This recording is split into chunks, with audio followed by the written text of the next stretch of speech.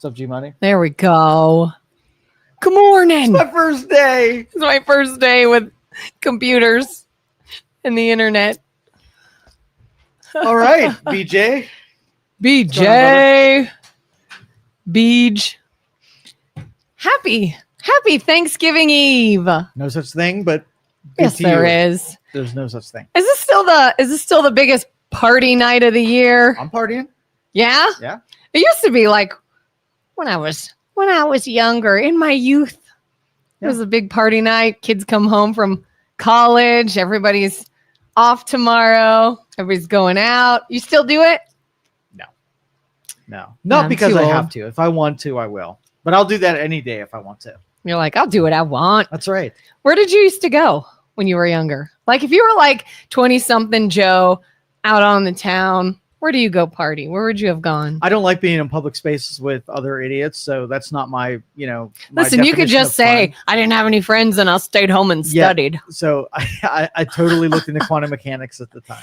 I don't What I like do. public Yeah, spaces. people are gross. That's and what I it don't was. like being around them, and they're jerks, and nothing. It is gross. But getting a couple of your besties around the campfire and drinking some bourbon and smoking some Yeah. cigars. That's what I like. That's way better than hanging out at a colonial house where the upstairs bathroom dripped onto the bar downstairs as you're ordering a drink and you're getting toilet water No, dripping on you. I think all of the normies should go to all of those, really subpar places and then complain about it on the day after while they're hungover and it wasn't a great experience. I it think was great everybody- back then. So let me bring up some listener feedback because I got some good ones. Ooh, Two things listener I have feedback. to address. Just me. I'm not going to take shots at you because that happens more often than shots at me. So first shot first shot is that I am more confrontational than I need to be. Do you feel like in the last couple weeks I fought with you more than I should? Oh, with me? With you. Not like with our subject matter. Not generally. I fight with everybody. It's my brand. But I'm saying specifically with why do you fight with Kelin so often and much? Do you feel like I've done too much of it? No. Short answer, no. Long answer, if they watched recently, I do think we had a bit more banter recently Can we than we just do typically short answers do. from now on without the long answers? Can we All right, do I'm that? starting to see this person's point. Starting to see the point. So do you? It's yay or nay? Like, Your Honor, if the witnesses just answer the question, do you feel like I'm too confrontational with you? Short answer, no. I reclaim my time. Thank you. Thank you to the witness. Secondly, But I'm saying I could see their point. Why? Like when we were talking about like International Men's Day and men and women and or getting sick and things of that nature, like some banter, some like, let's get into it kind of thing. I don't know if it was confrontational or overly. The thing about it, like being in radio as long as I was, having a circle jerk is the most boring thing ever. Yeah. Right? Just having two people agree on something. So sometimes you have to invent the straw man in order to have a good debate. Yeah, because there's a lot of topics we talk about that we agree on. In fact, we probably agree more than we disagree. Yeah, but we disagree. That disagreement is boring as shit, and that's why we shouldn't do it. Yeah, I think if we finally find something that there's some friction, it could be like, ooh, this is fun. Right. Kind of and thing. sometimes like you never know whether or not I'm taking the other angle on it just for good content, or that's really how I feel. Yeah. But maybe you should dig a little deeper into finding whether or not I'm just fighting with you for the sake of our audience's listening pleasure. Yeah. Or that's really how I feel. Yeah, So because that's I on you. think I personally have heard you say some things that I'm like, all right, you're just being ridiculous. There's no way you actually think that. Yeah. Well, do you have people out in public that no matter what you say will take the counter argument just because they freaking hate you so much? Yeah. I have a lot of those. I have a lot of people, and I appreciate them. I know that's not really how they feel. No matter what, I had some dude just yesterday where it was something about voting, right? Voting on an option. And I picked option 1, right? Yeah. Option 1 was what I wanted, right? It was legit. But I know this person picked option 2 only because I picked option 1. I know it. I 100% know. That to me, that sums up our entire political climate in the last year or so. Yeah. That something can make sense. Two people can agree on something, but just because it's in your head that we're on opposite sides, it's like, oh, you said something, I'm going to defend against it. And I appreciate, again, it makes for good content. So they're feeding into exactly what I need, right, as an enemy. If a head to toe, wearing all your suit of armor with your broadsword, if there's not a freaking dragon, nobody wants to see a warrior parading on a field with no enemy, right? Yeah. That's freaking boring. Why is reality TV so popular? Right. People love the drama, the fighting, I go to hockey games and my favorite part are the fights. Right. Just is. Not even part of the game. Yeah. Not even part of it. It's just something I hope happens. I'm more interested if it happens. All right. Second thing is that I am meaner than I should be towards you. I am meaner. Somebody said these things specifically towards me. Not even in general. I erode your confidence, and I erode your confidence, and I'm meaner than I need to be. Give me a reaction, because do you feel like I'm meaner than I need to be? No. You're such a bitch. Why don't you just say it? Like, say true.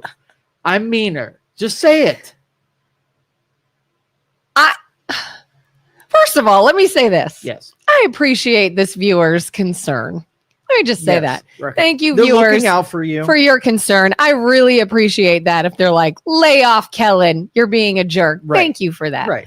I don't ever feel like berated or bashed. I will say, when I got sick, I knew you were going to come for me. Yeah. I knew that like illness is just a thing with you. It's a weakness. Yeah. And I was like, here we go. Here we go. Yeah. And when it comes to that subject matter, I'll be like, I just got to like grin and bear it and whatever. Joe has his feelings about it. And, I would not say you were mean about it.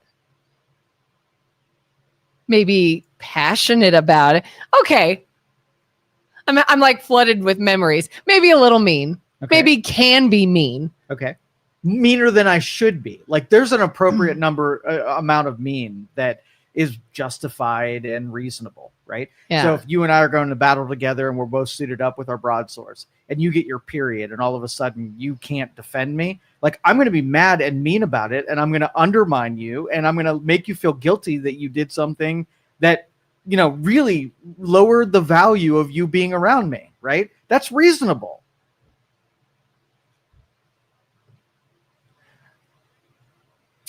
I mean, there's such a thing as like tough love. Yes. Right. If you're like, you are my child and I care for you, so I've got to be tough on you, so you learn. You have a responsibility to me and I have a responsibility to you. And when you go off and do something that undermines that, I can point out the devaluing of whatever it is that you I don't know if you always do that with love. Let me rephrase that. Yeah. I don't know if it feels like you're doing it with love. Well, I don't have that ability. So if you want me to wrap something in an emotional bow, I cannot do that. That's what this is, I believe. Yeah. And I think what viewers don't realize that I have slowly started to learn over time of knowing you. Mm-hmm. You come off as harsh and mean and critical and scary. Yeah. But that's not on purpose. Like, you just you don't really have like a soft side. Mm-hmm.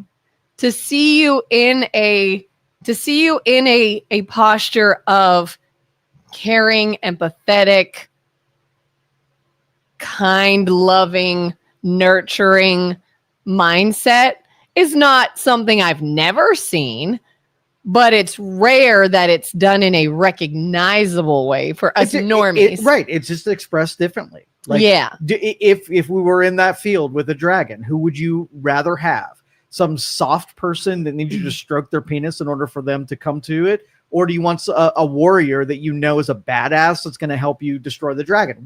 When it comes to utility, I'm your guy. Yeah, but I think the point too is it's all about how it's received as well. Like I was a communications major, which you probably think is dumb. No, basket weaving and communications major are equal. I appreciate both of those. Can you do lesbian dance? Because I would always really starting to get the viewers' take on this. No, basket weaving is an important part of every culture. In communication, they stress the fact that it is just as important to get the person you're conveying something to understand as it is how you're conveying it. Right. I could say things all I want till I'm blue in the face with an intention. Right. If you don't get it, it's lost. Right. It doesn't matter. It's not being received. Well, culture ruined that though, because communication majors used to take the aggregate, like the biggest demographic, and communicate well to that demographic.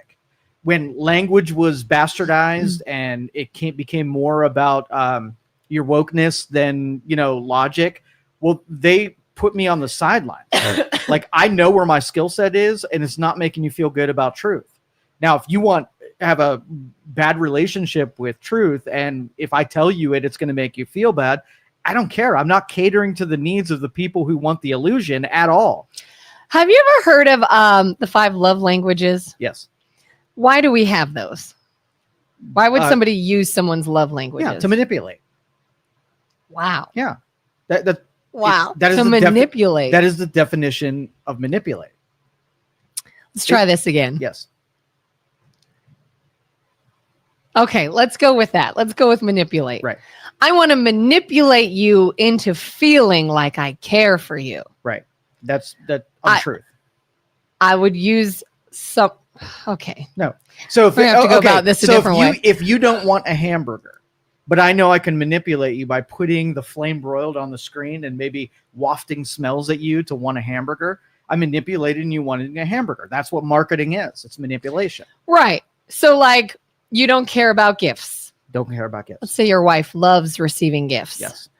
And you want to make your wife feel loved. Right. So you buy her gifts. Okay. Inauthentic to you. Yes. You don't care. Right. But you know it's important to her, and that's how you can convey how you feel in a way that she'll understand. Yeah. And then a relationship between two people is making concessions that don't fill me. Like, I get nothing out of giving a gift, but I know it makes her happy. And she'll do something that she has no care about whatsoever and do it for me, which makes me happy. And then you have a relationship where two people are making ultimate concessions, right? Not selfishly, but selflessly. Right. So if you wanted to convey something, yes, and you're doing it in a straightforward, emotionless way, right, truthful, and you're conveying it to a person highly emotional who doesn't understand that realm in which you operate, right, it's lost. If it's single dimension, it's manipulation, right? If it's multiple dimension, it's a relationship. So manipulation and relationship. So if you reciprocate, like if I sell my cheeseburger and you gave me money, right? You didn't make a concession, right? You just bought into my manipulation and ate the hamburger. But now if you would give up something personally and do the same thing in my direction, now it would be a relationship. And that's what the difference between, like, I have two sides of me, and I have business Joe, right? And I have personal Joe. And I am willing to overlook all kinds of shit. You know what gets me out of personal Joe? What? Somebody pulling the business Joe lever, right?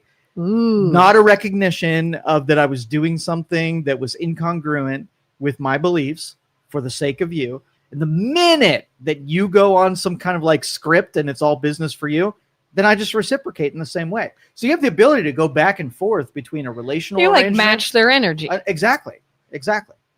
And I think that what's more effective at this point is manipulation, because not only are people manipulated, but they desire to be manipulated. And in that's one of the failings of a civilization, is when manipulation is the currency of the people.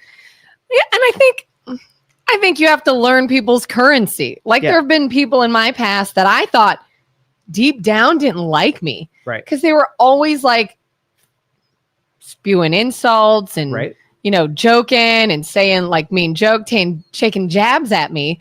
And the more I got to know them, the more I realized, in fact, they would say like, oh yeah, if I really like someone, I joke around and I take little shots. If I don't like them, I'm very quiet and I don't engage. And I was like, well, so you really like me? And they're like, yeah. And I was like, I thought you hated me, but that wasn't their, that wasn't how they do it. That's what makes normies so easy to own, is because they're one-trick ponies. You know what 90% of the population responds to.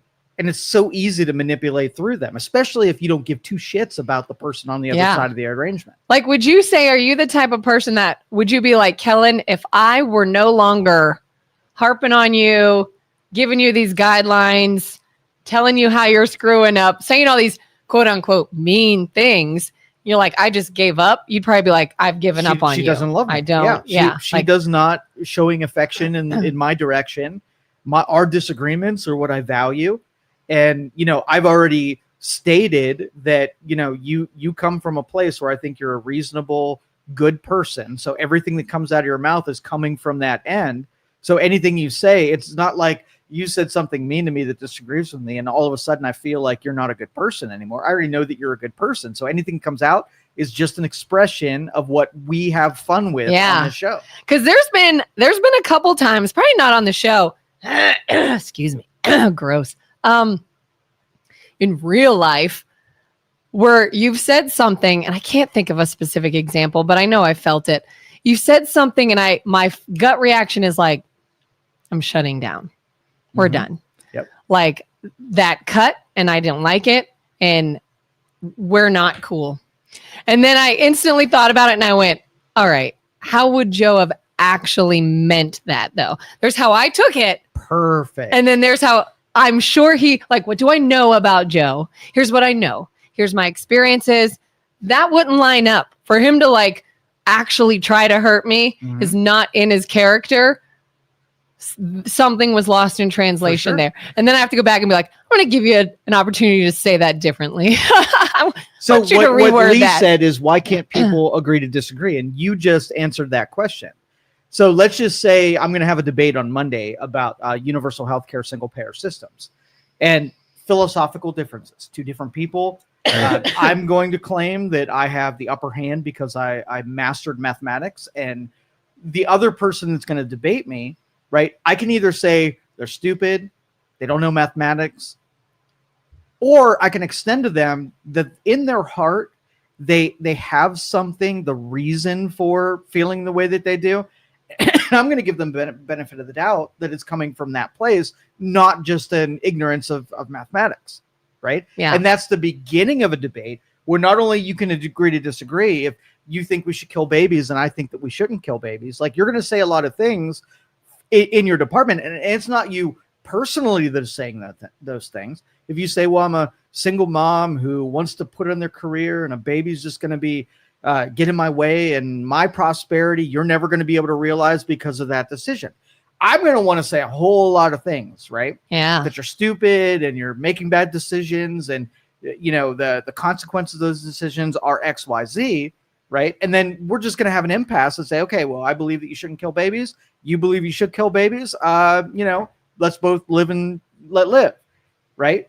But if we're like, this person actually has a noble angle on it, I can see into why they're saying what they are. Maybe they need just a little information from me in order to, you know, make better, more proper decisions. Yeah. And, you know, that's the, you know, we tangle with debate as to not hurt the other person to a point where they no longer pick up new information from you. A real debate is where, like, I learn a little bit from you and you learn a little bit from me. Although I think you need to try harder to teach me a little bit, but it's still the premise of, I still give you benefit of the doubt that maybe you do want to help me. Do you think I have nothing to offer you in general? I could never learn a thing from Kelin. It's pointless to even try. Be honest. Okay. There are ideas that you have planted in my head that circulate on a regular basis. And really? They are. I live in there. They are true, that you are in my head, and there are things when I'm making choices that I take your perspectives and I weigh them in. They don't always win, but they're there. Really? Yes. Regularly? Regularly. Oh, that makes me happy. If impressionable people, you're top 5. Really? You are. I'm an influencer in your world? You are. That's nice. Yeah. Thanks. What, did you not expect that answer? Not really, no. Really? No. Top 5, I would not have expected to be top 5. Influential people, because I think you come from the heart and you share truth and you say whatever's on your mind, and that's invaluable to me because I know you're not saying it for any other reason other than trying to be helpful. And I do weigh the things that you say, even if like subconsciously, they enter in there. Well, good. What, you thought I was just going to be dismissive and say, no, you play no part and no role? I wasn't sure. I'll be honest. Okay. I was not sure. Sean says, I am a warrior and Joe is my dragon. Sean and I will debate on Monday. I am a warrior and Joe is my dragon. Yeah, he thinks he is going to slay me. And the problem with, overconfident warriors is they get humbled at a certain point. Like it's usually halfway through, and he might slay me. Like I don't know him well enough to know whether or not he's got the capacities to do justice to this debate. But there's a possibility. Here's my curiosity. Yeah.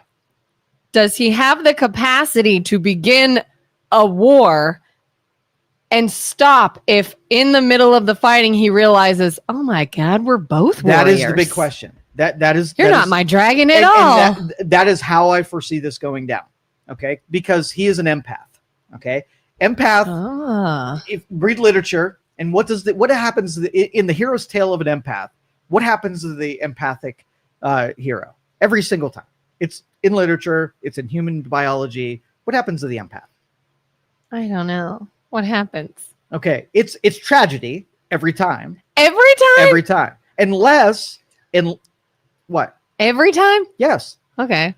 Unless let's go to biblical teachings. Why is it hard to be a Christian? Probably. Okay. So it's the martyr's tale in Christianity, where when you do the right thing, it's always harder, takes longer, and you watch everybody win around you while you're doing the right thing. Yeah. Virtues are always harder. Yeah. But they're ingrained in us to do the hard thing, even if there's no immediate benefit, right? And ultimate consequence. And every empath will, no matter what. So you pick your empathetic path, right? Is an empath rewarded? So you say something in lovingly to someone. Is that a vulnerability, or is that an advantageous angle? I think it depends on the situation. It's always it is never the advantageous thing. Always. Ever. Read all of literature. It is never advantageous to say something in an empathetical way. Find literature where the hero's path with empathy benefit in the short term. Find it, and I'll agree with you. You will not find it though. Jesus. Oh, really? You're gonna pick not every time. Okay, not every time. You are picking certain situations. You are picking the dude, right? That with every empire that judged him, ultimately nailing him to an effing cross as a. I said not every time. But that's your Jesus' story didn't end so well. You told me every single encounter. Every encounter. I'm saying short not every encounter. No, every encounter. Short-term loss. The martyr is always a tragedy tale. Always. It's the right thing, and I wish more people would do it, but it still ends in peril. Every time. Every encounter Jesus had with everyone. I'm not saying that. I'm saying that's why I said Jesus, I thought you meant every encounter. No. If you go on the empath's path, that's not even right. I mean, the path journey, of the empath. The empath's journey. It always incidentals, right? Yeah. There were some good interactions. That's what I'm saying. On the local trail, it is peril every single time. Listen, big picture, absolutely. Yes. But you said every single situation, to which I said I did not. I don't think it's ever every single situation. You're freaking lying. I'm saying every tale. Every tale. Every literary example is peril. Okay, so you're talking about documented literature, not every situation. Which is the tale of human beings, and through history, we're on different pages. We are on different pages, literally. Literally. See what I did there? Yeah, I like that. But anyway, so empath trail is harder, and I know that our Sean Connolly, which is so close to Sean Connery, I love it. Yes, Sean Connery. He's like, I'm gonna earn your Trebek. If he does a debate in a Sean Connery impression, that's therapist. The rapist. The rapist. Your mother's a whore, Danyi. All right. Back. Hold on. Back to. Back it up. But anyway, so I'm going to come at this debate with knowing that I have a emotional expressed empath in front of me. So I'm going to basically heavily weigh noble intentions in part of their argument. And I hope on the other side of that, they're going to take logical mathematic persuasion and weigh the two against one another. And that will be a good debate if that happens. If the empath goes delusional, then the debate is foregone and it's not going to be any fun. You guys need a moderator for this, maybe. Who's going to moderate? Who's going to know? know? I could be the best moderator of my own Like, debate. you need somebody to be like, burp, you went off the rails. Burp, nope, you're not sticking to the topic. Oh, you're not. Yeah, Whatever. I will play both moderator. I will objectively and unbiasedly weigh the debate down. I mean, is it unbiased if it's like, it's my show, it's my studio, and I'm the moderator? I promise not to do that. Well, as long as you promise, I guess we'll all just believe it. I don't know. My integrity is pretty high up there on what I say I'm going to do and come through on that. So I don't think there's any reason for disengagement. All right. What else? What did you say to the viewers that were like, you're really mean and I don't know. It harsh? was randomly. I get messaging on a regular basis. Some of them are just hate, like you're a dipshit and you didn't go to college and you have no business talking on important topics. Okay. And those ones I put into my folder of like, really, those are acknowledgments. Those are my crown that I wear when I get hate.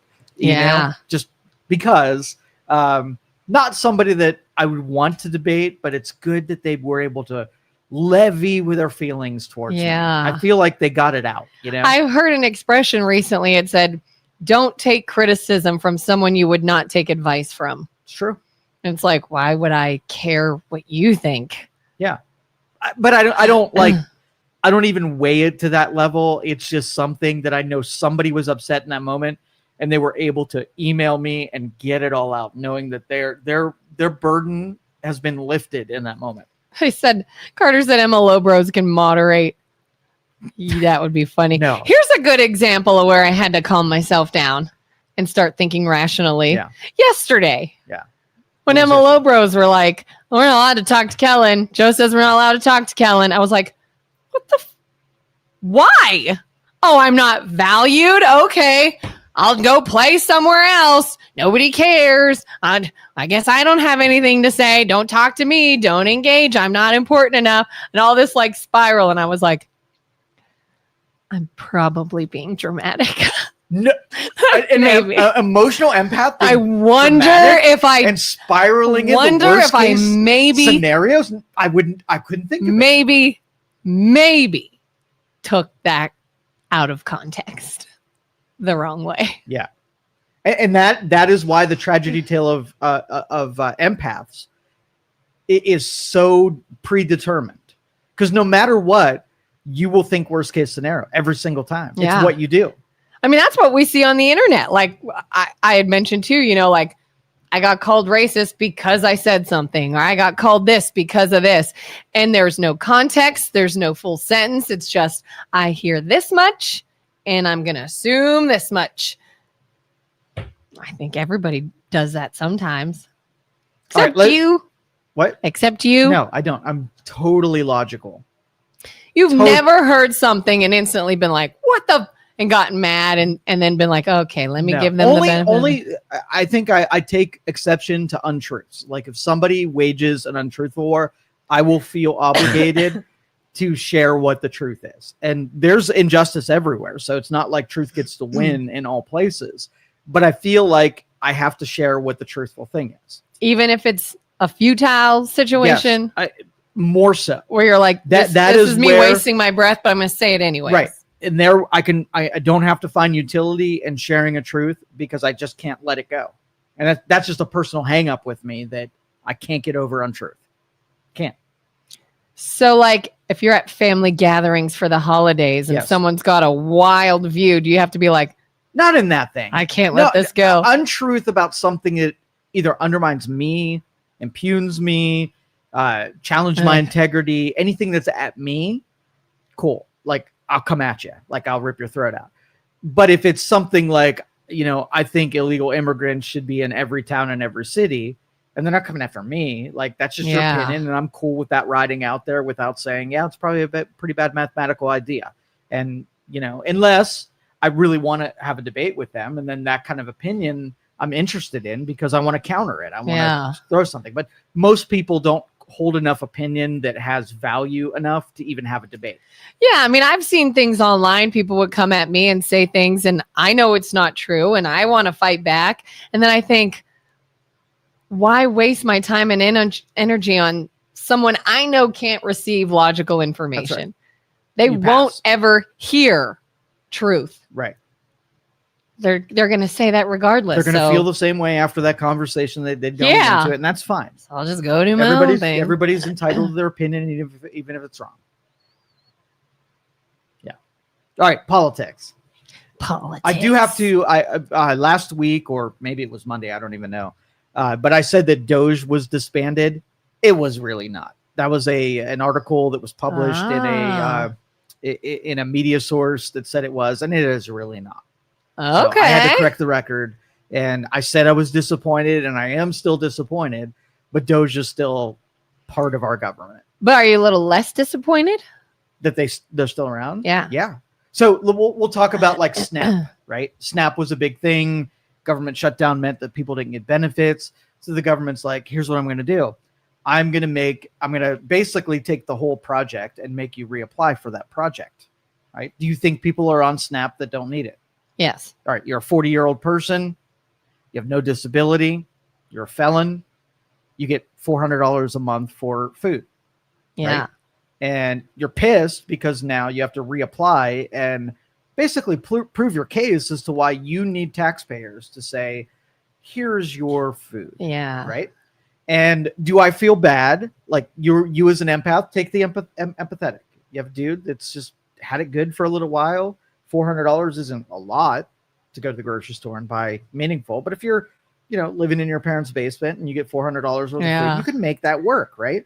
And now all of a sudden, you clearly haven't done much with your life anyways. If this is all you have, then yeah. But do you think human beings are capable of more?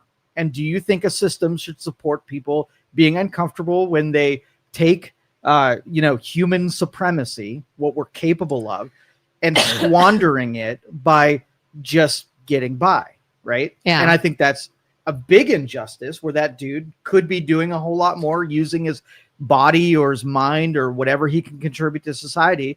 And we're giving him lots of reasons to sit on his couch and pay Mario. Yeah. It's always people, I think, try to push this narrative that you're being mean and hurtful by taking things away from them. Yes. And they won't look at it as you're being mean and hurtful by keeping them here. Yeah, keeping people in a cage, right? Where they can't do what they want to do, because if they do it, like you ever hear the people like, I can't make over so much money, I'll lose my benefits, right? Yep. That is a system that takes and takes mediocrity and just basically backfills it with empath. Empaths are doing it for all the right reasons, right? I want to make sure that you have what you need. Right. Where I'm picturing somebody in the clergy, right? Somebody walks through the door and says, I need food. My children are starving. And the clergy's like, I have a couple choices here. I can give you a Giant Eagle card and you can go to the grocery store and buy food for your children. And then you will have one part of the formula will be solved where you'll be able to buy food. Right. And then I'm like, what's going to stop this from next month you coming through the door and saying the exact same thing? I didn't change your predicament. I didn't give you an advantage. I just gave you like a get out of jail free card for the moment. And you're going to be back here next month. And all you now are is dependent on my groceries card. Yeah. So instead I'm like, okay, well, I'm going to still give you the groceries card, but I'm going to use everything that's in my tool belt. Wisdom, shame, right? I need you to bow to and acknowledge the fact that human beings with capacity shouldn't be in your predicament. As soon as you make that acknowledgement, now I want you to be curious as to what gets you out of the predicament, right? You're already a felon. You already committed a felony.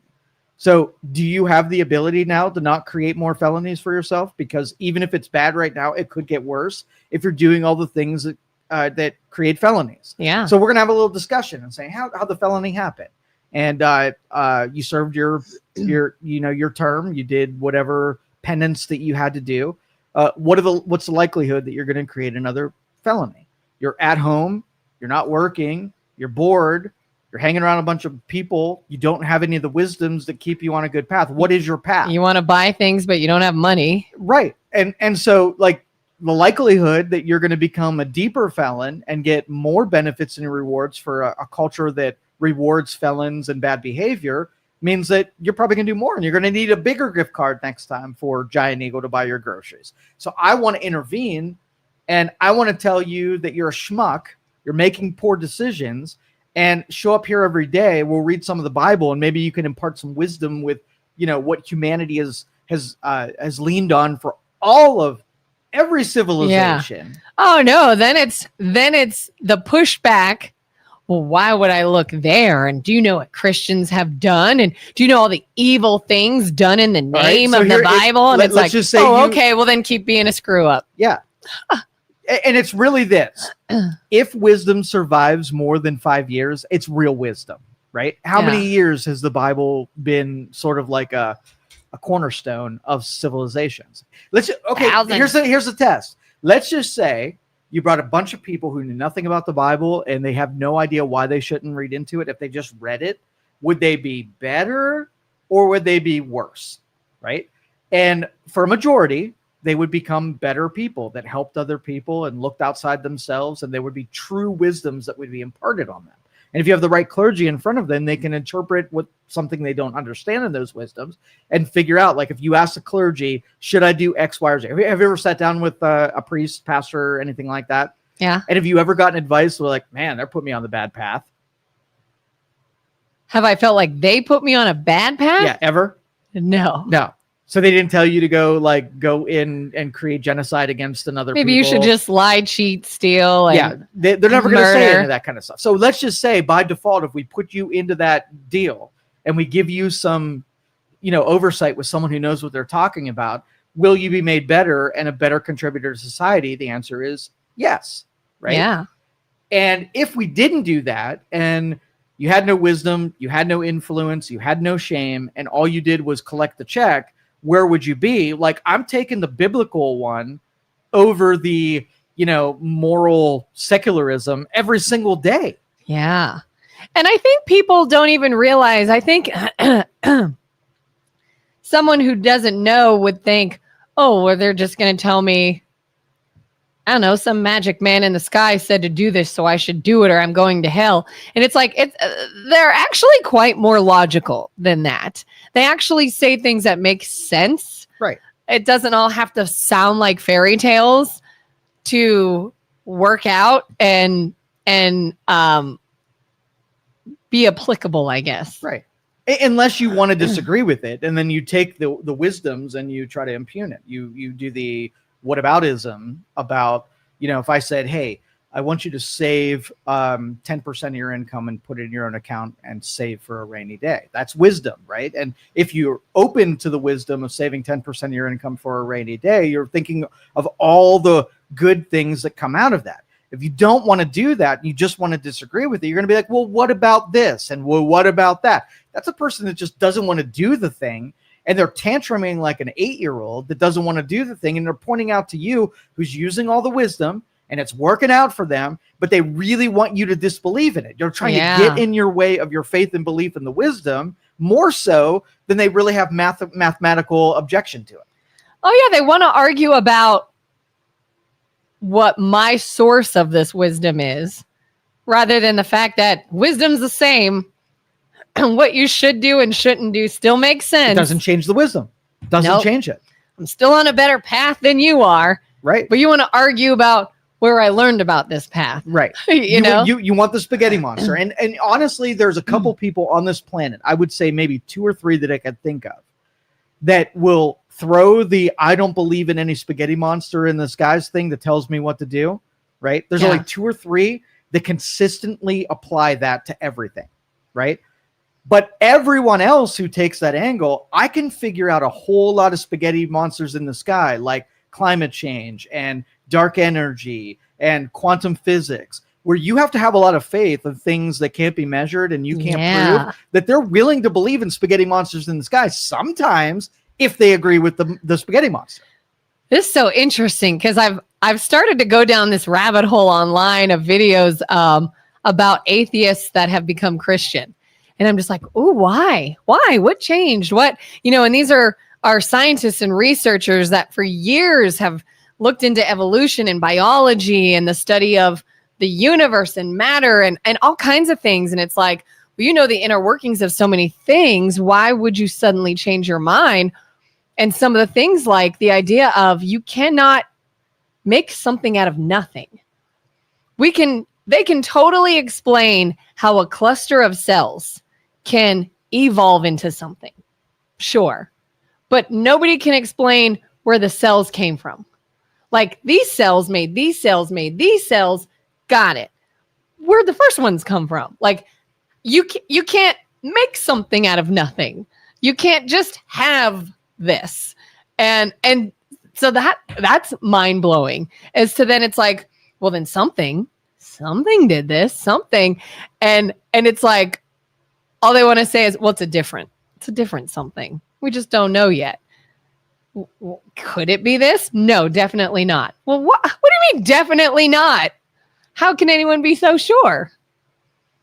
It's interesting. So if somebody said that there was a supreme engineer of all things that are living, somebody created that first cell, right? Yeah. My question would be, well, who created that thing? Who created the engineer? And is there an engineer's engineer? Is there a hierarchy of infinite? How did that come about? Right. And again, I can't prove that there is an engineer and I can't prove that there isn't an engineer. Yeah. So which one has more utility? And thinking that all things were just an ironic and coincidental entropic fusing. Well, you have to have a lot of faith in thinking that something happened from nothing, right? Just as much as something happened from something. Just as much.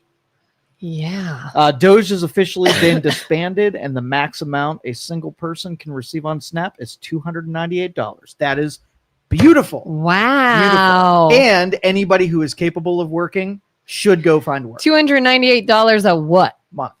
Okay. Maximum amount. Go to the grocery store, spend your $300, and hurry up and get off of that program because it's a sucky program.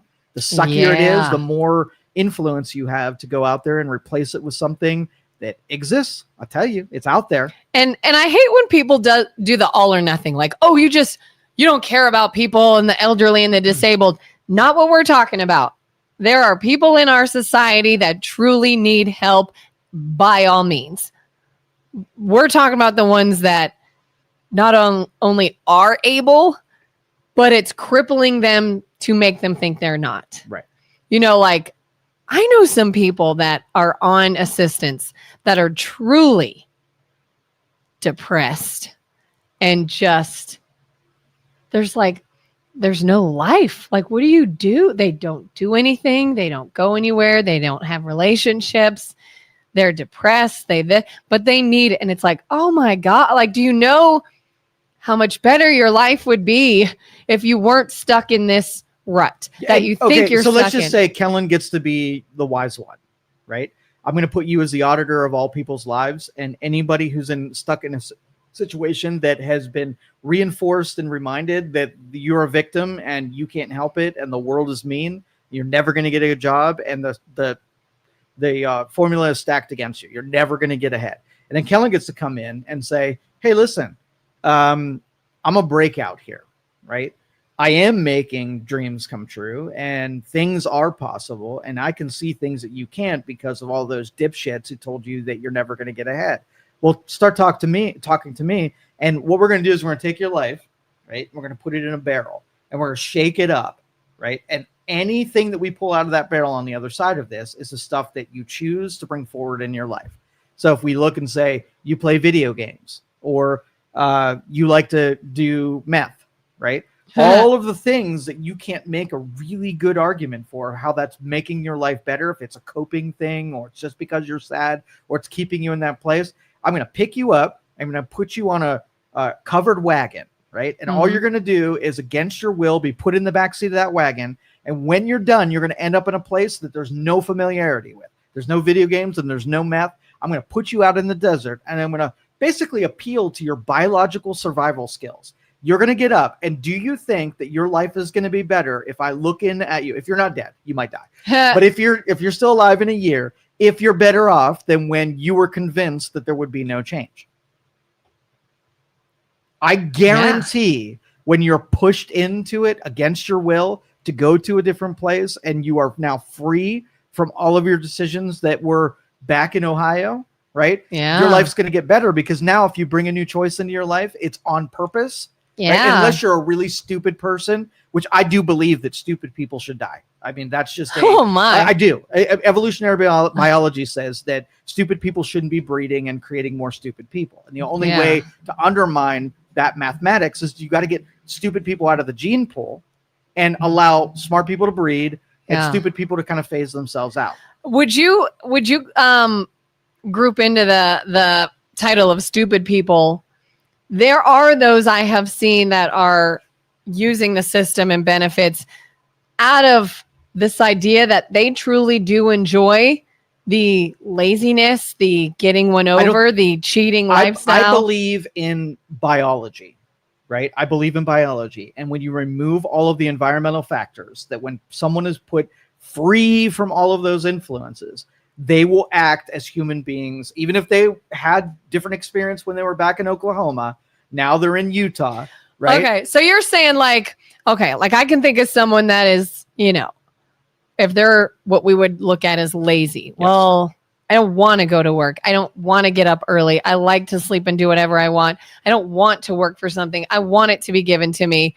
That would go away if it's like, guess what? We're putting you out in the wilderness now, and you have to survive. You're in the middle of a field, right? And it's about probably leg high, just wheat in every direction, right?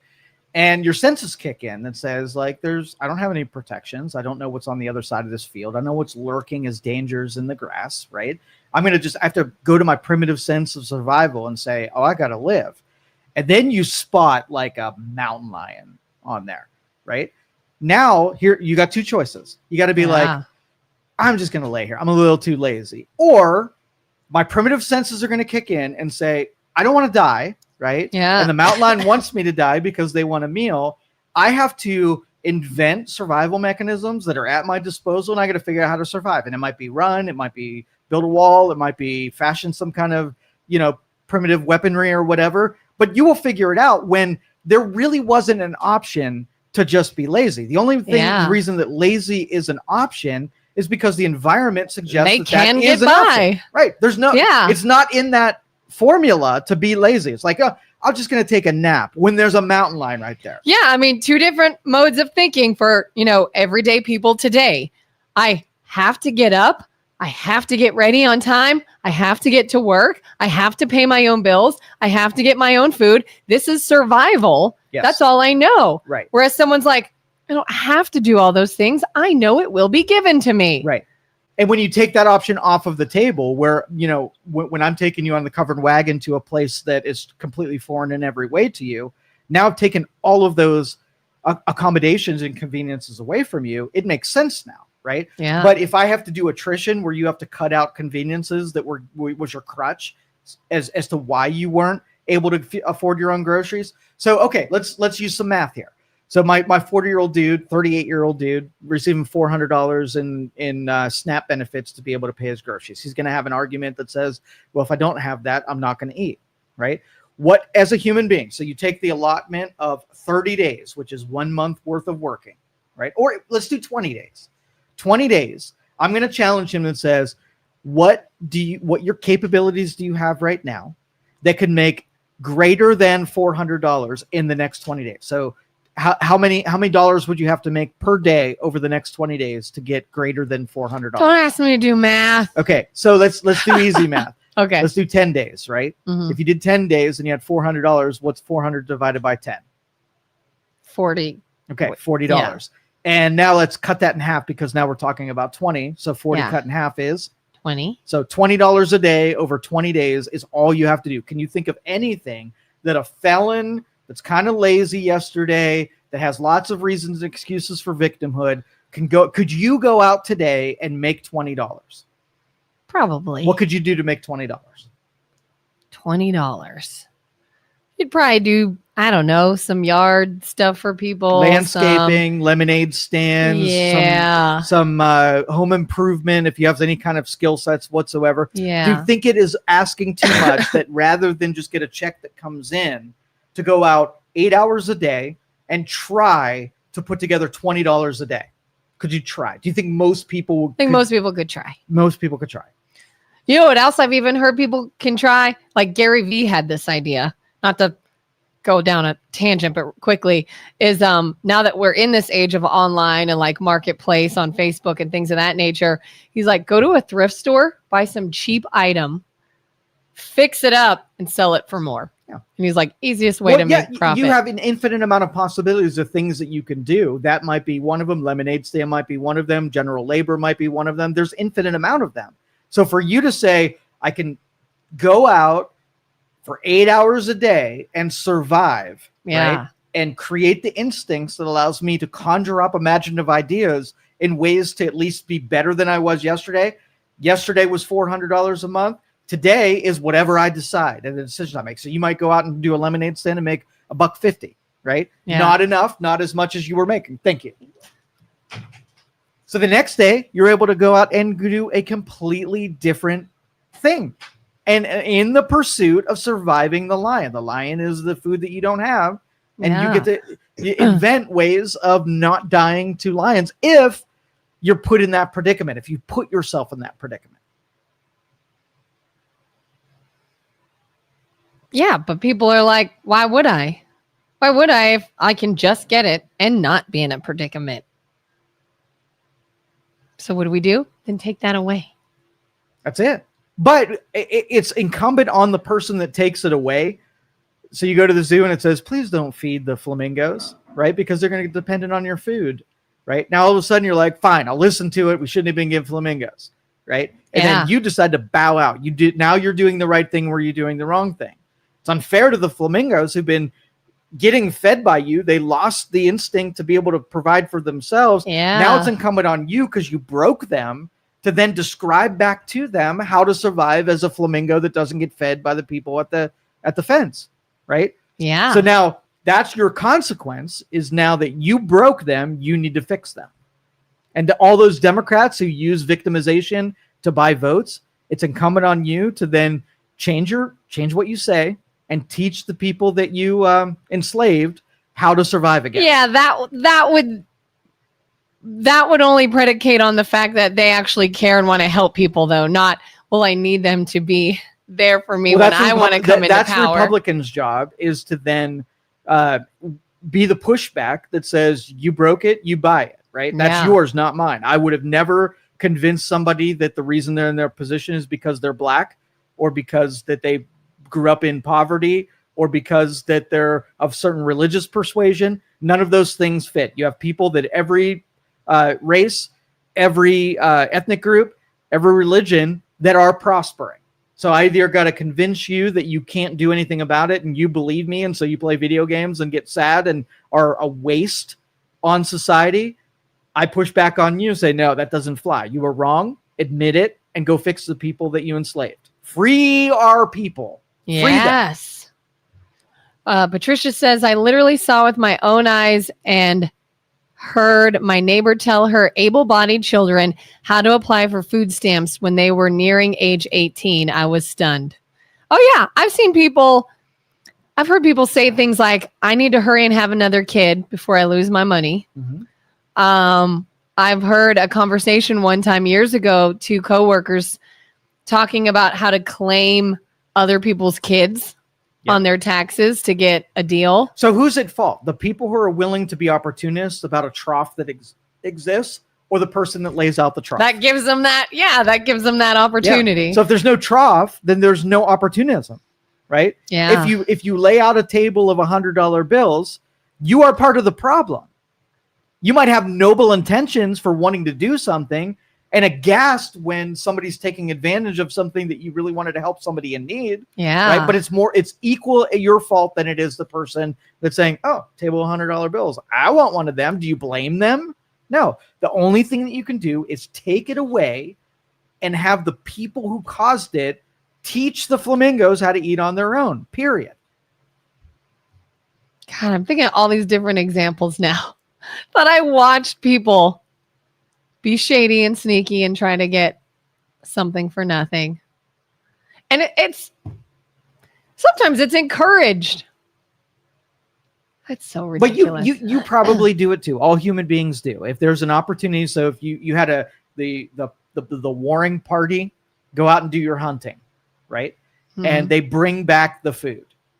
When are normal opportunists interested in having a meal? Are they interested in having a meal when the party's going out to get the stuff where there's responsibility and there's hard things and it's cold out there and it takes a long time and I'm going to walk? Or are they interested when the food is in a pile and all of a sudden they want part of that and then negotiate themselves into getting something that they put no energy, they have no connection with that food. Now it's a negotiation. The people that kill the food and drag it back to the cave with the people who really want to eat.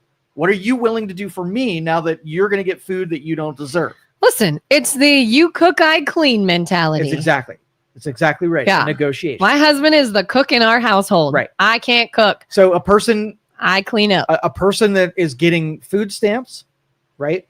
Let's think of something they can give back to people who provided those food stamps. What could they do that can give a value bigger than what they received back into the economy and the marketplace? Now we have an origin of the negotiation. That's interesting. What are you willing to do? So let's just say you're a felon, you can't get a job, right? You're down on your luck and you're kind of sad and you play more video games.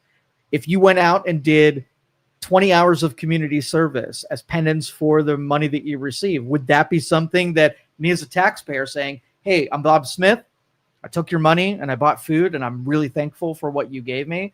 And I went to the park every day and I cleaned that sucker up so that the city's not going to have to pay a private company. I saved your community by doing something that I absolutely could do. And I don't even know what the rewards are for it. I wasn't being paid to do it. I did it out of appreciation for what the community did for me. So I'm giving it back to you. Would you give that guy benefits the next month? Yeah. 100% I would. 100%. If he was doing something. Yep. If he's like, I can't do this, but I can do this, I'll do that. Took on the obligation of making sure that he did a net gain for the community, that the community took care of him. That is a reciprocal relationship. And I would do that every time. So how do you feel about, I feel like when we get into the subject of benefits and things of that nature, how do you feel about like veterans benefits? Do you see that as, there are some people that will say, I think they get too much. There are some people that say, I don't think they get enough. Maybe it's just right. How do you see a benefit to someone who did something that they are no longer doing? So serving in the military is the biggest ask a community can do, right? And maybe at a certain point, like if you World War II, World War I, like when war was shit, like it was awful. My husband says when it was war. Real war, right? And that way, can you picture you're an 18-year-old kid and you know that you're going to go into a place where people are going to shoot at you and you got to basically be willing to give your life for something that was bigger than you? Yeah. I think all of community says that ain't right. Like you've got some issues going on if you're willing to give your life for these people back here. And I want to reward you with as much gold from the treasury as I possibly can, because you being not right, I am benefiting from your willingness to do it. And I will give them anything they freaking ask. The most valuable people in a society are those who are willing to sacrifice themselves for the greater good of your civilization. Yeah, I would agree. I would agree. And obviously I'm a little biased, but I remember somebody saying one time, I just think we give too much to the military. Do they really need this much money a month or whatever? And I'm like, well, okay. What amount do you think suffices? What if you went and would you go do what they just did? And I'm talking specifics of what they did, what they saw, what they experienced, what they had to do, what was done to them. How much money would it take for you to go do that? Okay, so here's what we do. We take Bob Smith, and Bob Smith was in Normandy, right? And I want you to look at his paycheck that he drew when he went on the beach of Normandy and was willing to do. Would you be willing to take that paycheck and do that? The answer is unequivocally hell no. No. You couldn't pay me enough. He made probably $10,000, right? At that period of time, what military was paid, he was probably an E-nothing, right? Yeah. And he was willing to take a bullet for you. And he did it more, not for the paycheck. Oh, yeah. Do you know how many young military families are on government assistance to buy food and things like that? And I'm like, how do you get sent to a country overseas and are told you will be shot at and might die for payment so little you have to have government assistance to buy milk? Yeah. But I'd be like, you're out of your effing mind. There will be a point in the future where military are not risking their lives, only a certain amount of them. So if I'm a drone operator and I'm playing a video game to drive a drone around, I was never put at risk. So my military retirement should not be the same as the Normandy guy, right, that put everything on the line. And that's kind of where things get hairy when it comes to people fighting about the VA and fighting about benefits. Is I have seen instances of veterans. Yes, they are a veteran. Yes, they served in the military. But when I hear what their job was, where they were, what they did, I see them working the system. Well, I want this because of this, because of this. And it's like, no. You weren't injured. You didn't get hurt doing that. You didn't see this. You didn't do that. Now you're trying to get one over because you saw someone else get all these things who did have that situation. So like this is where that hierarchy of, yes, you have a trough and people are going to exploit it because they're opportunists, right? Yeah. But I'm not starting with military. Like there are non-heroes that are costing way more than actual heroes. So if we have to overpay for people willing to serve their country while we pay attention to, trailer park queens that are just milking the system, which of the two am I going to pay attention to? Which is why it is so important to go after the trailer park queens milking the system, because now the ones who truly need it and deserve it are struggling to get it. Right. I remember my husband told me one time, he's like, I almost feel bad. I feel bad. I don't even want to go and get any benefits. And I was like, why? And he's like, I don't know. I don't want to be one of those people that somebody thinks is just getting something for free. And I was like, oh my God. Like the people who are just trying to get something for free have like tainted it, tarnished it for people who need it. This will end. I tell you with AI, this is going to end. And I have full faith that every person with their social credit score will be valued for the amount of net positive they put in the community, and they will be paid and benefited appropriately. And if you see that your score is low, you caused that, and there'll be plenty of people to teach you how to get a really good score as to figuring out, like, what am I giving back? I breathed that day, woke up, stepped outside of my door, and the things that I made better than they would have been because I was around. And then watch that little, digital score go up and down on the corner of your eyeball. I'm going to put a little heads up display. Yeah. When we're making bad decisions, they're going to make the score go down. And we're making good decisions, it's going to go up. And you're going to have like a little star bonus when you do really good that helps everybody. You get more money and you get more accolades, and everything is just and fair. And when you're just a bane on the existence, right?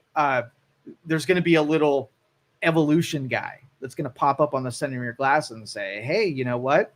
You need to die and do it quick because you're not contributing anything. And we need you out of the gene pool. You need to die and do it quick. And like, we're going to have a retraction on your penis so that you don't impregnate anyone and create more people who are doing less for society. That evolution guy, you picturing him with his hair out like that. Yeah.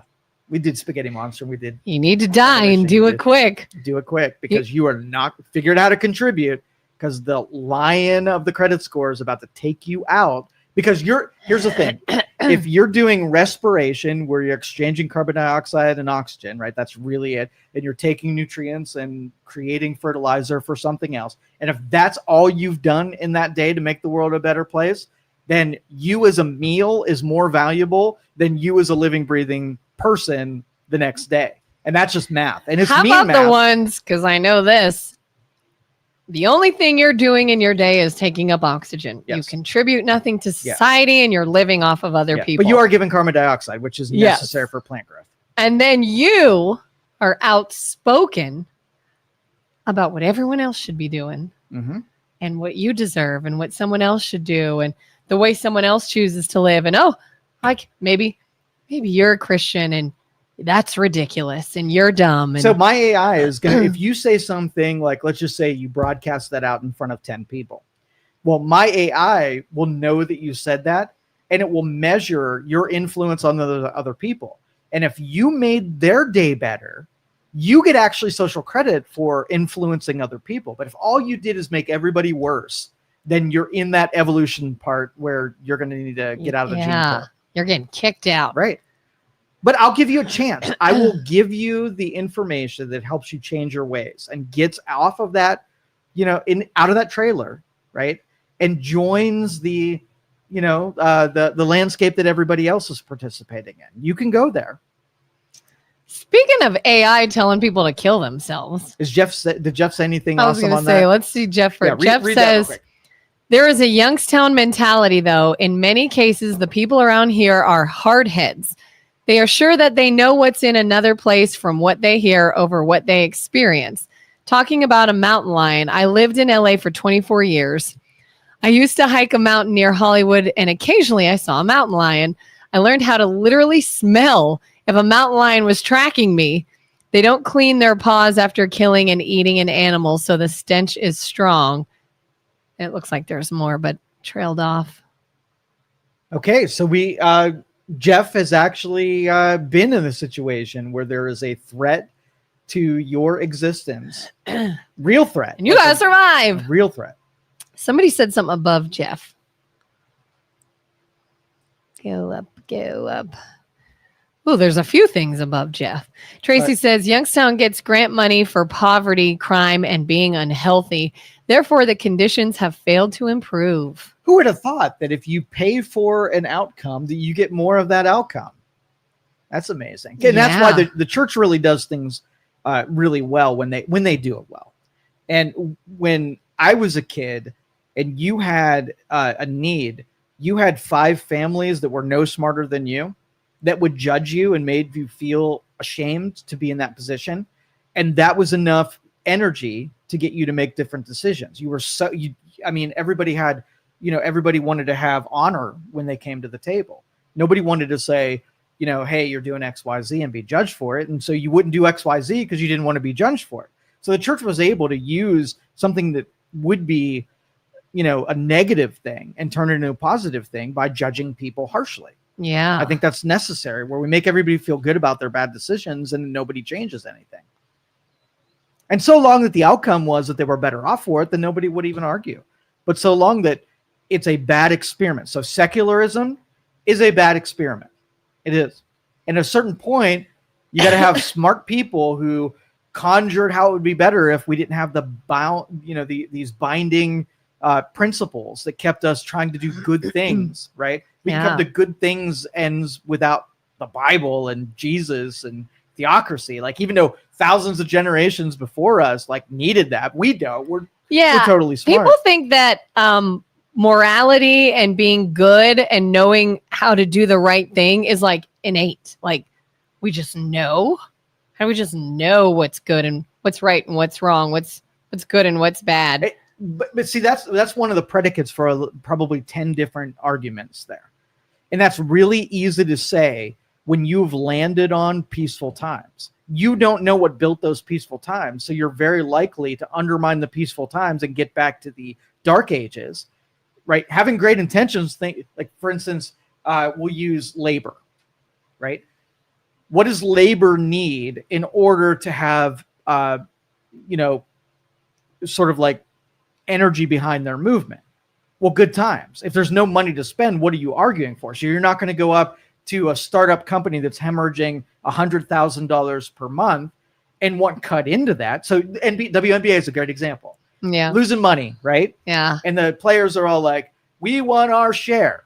And so we're like, cool. I want all of you to cut us a check for $10,000 a month as we build this brand. And then on the other side of that, after we're making money, then that same share means money gets to return to you. You're taking risk, knowing that you're playing basketball for free, not even for free. You're putting money into the system until we build the brand, right? Yeah. But when it's somebody else's money, right, then you're like, I want a piece of that. But it takes that predicate. So we have to go to the dark ages where they're lying, cheating, stealing, murder, rapes every day, and that you couldn't go outside without the dark forces being able to take over your family and your bodies and everything.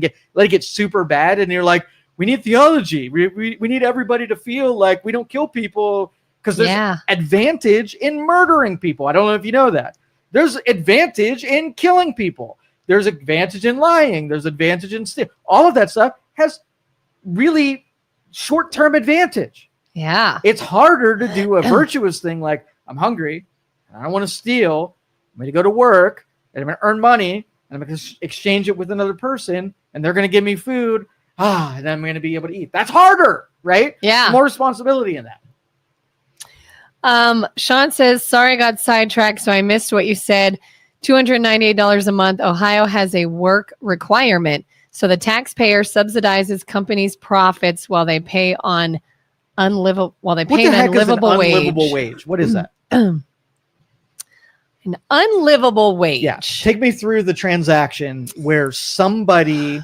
So you're like, hey, my landscaping needs tended to, right? And somebody walks up to your porch and they're like, hey, I'm willing to do the landscaping, and you need landscaping, but I'm going to tell you, Miss Kelin, I need a livable wage to do your landscaping.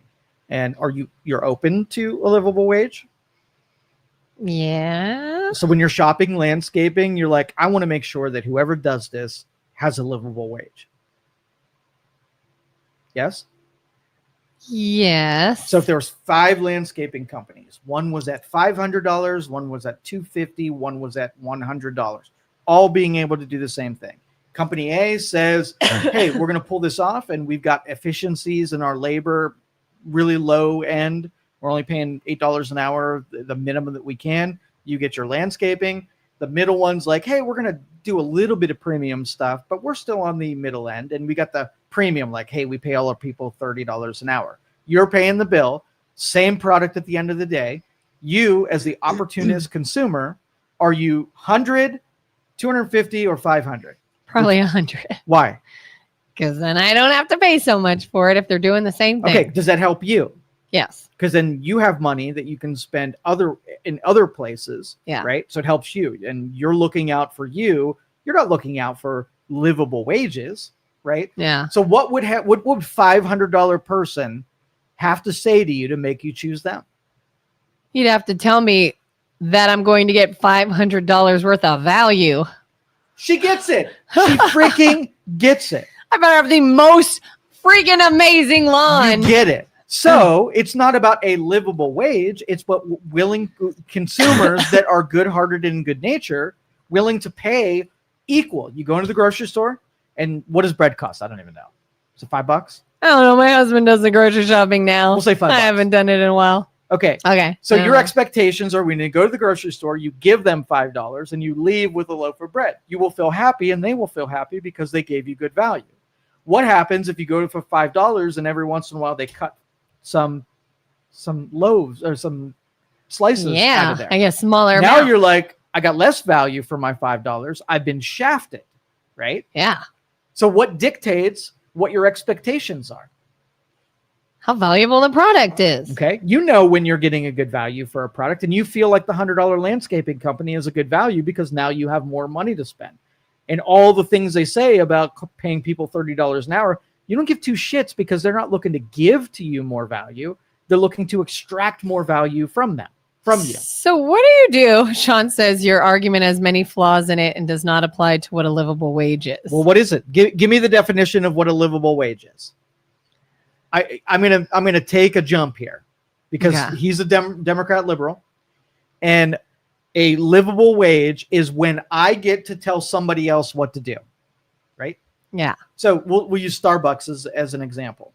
So Starbucks is striking right now in California because they want a livable wage, right? Yeah. And so they're not serving the community. So their argument is the company makes a bunch of money and they can afford to pay a livable wage to the people, right? So if I saw that and I'm like, hey, this, I'm buying this coffee and I'm not happy that these people aren't being paid what I want. You know what I do? What? I start a coffee shop and I pay everybody a livable wage, and then I can build a company that is successful and employs millions of people. And then I've combated Starbucks then goes out of business because nobody's buying their coffee because they're coming to Joe's Livable Wage coffee shop. And then they go away. I won because I did the thing. I proved it out in the marketplace, and everybody so supports the livable wage coffee, right? Starbucks goes away and I don't. But a strike is like, I don't want to go through the hassle of building a company that's now successful. I want to take someone who's already successful. The trough has already been built, and I want to leverage and extract value from somebody else, tell them what to do. And I didn't have to do anything. All I had to do was force slavery on another person. That's it. So here's a real life example. Yeah. And tell me what I should do in this situation. Years ago when we started having kids and our kids were babies, my husband was working. He was in the military and I was working. The job I had, the hourly rate was not enough to cover the cost of childcare so that I could go to work. Right. I would actually lose money. I'd be like paying money to go to work. Right. And so we said, look, I'm not making enough. Oh my God. Sorry. Squirrel. It just like started to downpour. Not making enough to cover it. I'm going to stay home with the kids and not work for a while. And we're going to live off of my husband. Let's say that was not an option. Okay. Let's say maybe the spouse does not make enough to cover everybody. Both have to work. Yeah. But you check every single childcare place in town and they charge what they charge. You don't have any other option. And you're like, but I can't afford to pay that and go to work. I need to make more money.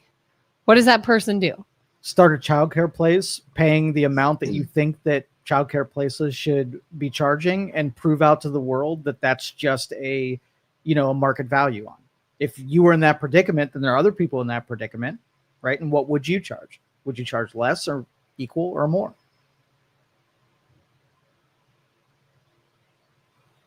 If it's a problem, that means there's a vacancy in the marketplace and you go fill it. If there are coffee shops that they're not paying their workers well, go start a coffee shop that pays their workers well and prove that that's the way things should be done. It is interesting. I mean, I even saw businesses where we were living, Aflac. There's like an Aflac headquarters there. And they had childcare in the building for the employees. And I was like, isn't that interesting? Like, what a way for a company to be like, let's take away one reason that you're going to have issues with work.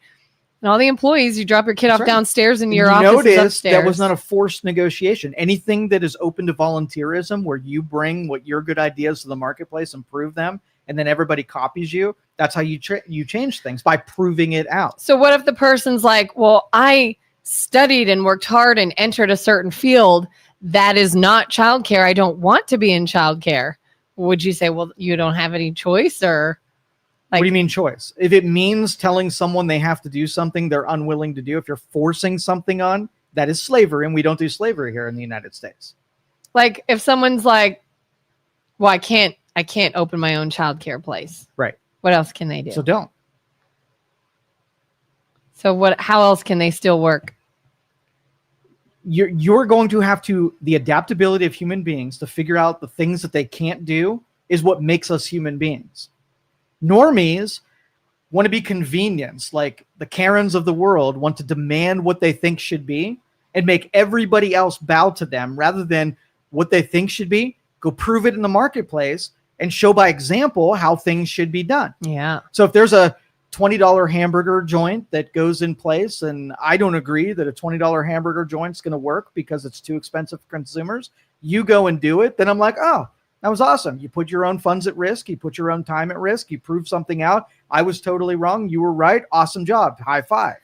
But if you're like Tom, who I want to force him to pay his workers better and increase the price of his hamburgers to $20, well, I'm like, Tom didn't come up with that idea. You're forcing your ideals on somebody else who has way more history. He built that hamburger stand well before you had that freaking idea. Yeah. And you're not taking everything that he's risked.